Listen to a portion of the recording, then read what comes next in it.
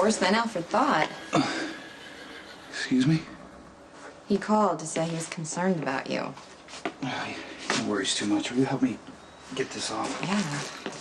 Thanks.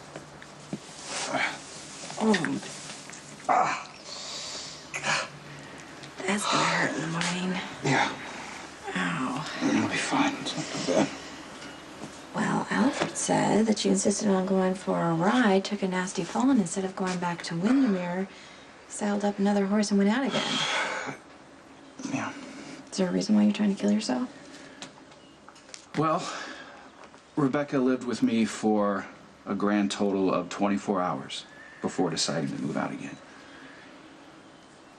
Didn't see that one coming. Yeah, neither did I. Still don't understand why she left. So yeah, Rebecca has suddenly moved in with the Quartermains. How'd she explain it? She didn't. She claimed that she and I were moving too fast and that the Quartermains needed her and Edward and Monica missed Emily so much and, you know, blah, blah, blah. And of course you responded with easygoing and understanding. Well, not at first I didn't. But yeah, by the end of the... Sorry. It's all right. By the end of the conversation, I was acting cool almost to the point of being rude, yeah. Yeah, well, that's not good. And then, of course, she got defensive and we parted on a strained note. Well, look at the bright side. Rebecca's known you for a few months. I'm sure she's seen you all princely in Paris before and managed to overlook it. Well, thank you for the reassurance. Now, can you please explain to me what she thinks she's doing? I mean, moving in with the Quartermains, that just doesn't add up. Sure it does. For Edward.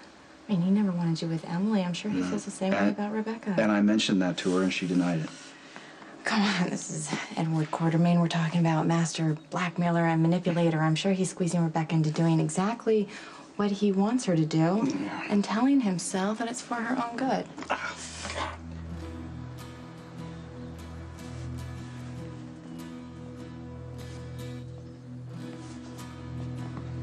Thanks.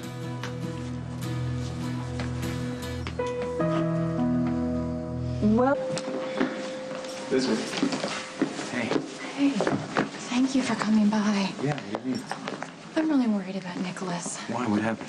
Well, Alfred called me over to Windermere this morning because Nikolas took a nasty fall off of his horse, and instead of going back to the house or, God forbid, seeing a doctor, he saddled up a different horse and went riding again. So you're telling me he had a fight with Rebecca? Okay, but this is the weird part. He says that things are totally fine between them. But yet Rebecca moved out of Windermere 24 hours after she moved in. That's kind of weird. Yeah, and guess where she moved to? No idea. The Quartermains. That's a little weird. Not really, if you think about it. It's classic Edward.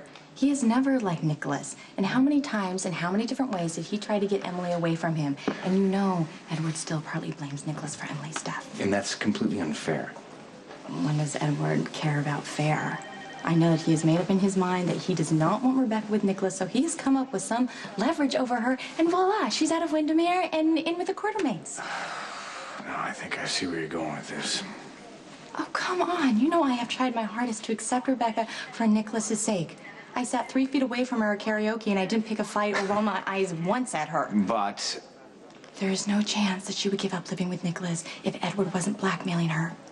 Which means Rebecca has something to hide.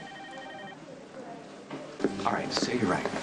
And Rebecca does have something to hide. That doesn't make her a threat to Nikolas. I didn't say she was a threat. Exactly. But you don't like the two of them together any more than I do. Look, it's a little morbid, and I think he's using Rebecca as a substitute for him. Which doesn't seem to bother her any. Come on, she's an outsider. She doesn't realize that all this little princely romance that my brother is showering her with is an imitation of what he had with Em. Okay, you and I obviously see things very differently. You think Rebecca is innocent and that Nikolas is using her, not necessarily out of malice, but that he knows what he's doing. And he's being self-indulgent and unfair. Pretty much. Well, I see things completely opposite. I think that Nikolas literally cannot help himself. That he has been grieving for Emily for so long, every time he tries to move on, it just blows up in his face. And then in walks this woman who looks exactly like Emily, who's totally eager to fill her shoes. How can he not say yes? Nikolas has been pursuing her from the start.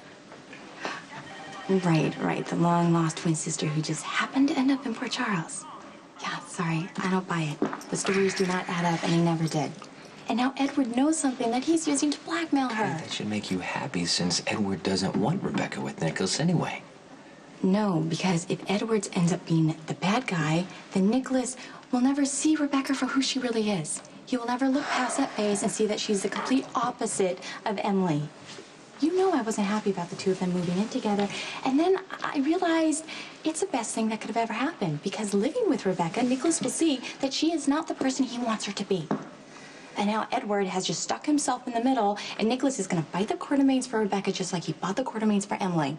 And it's going to be this really unhealthy way of reliving the past, and I don't know how to make Nikolas see that. This has got you pretty wound up. Well, you should be wound up too. Because I'm telling you, no matter how this plays out, Nikolas is going to end up badly hurt.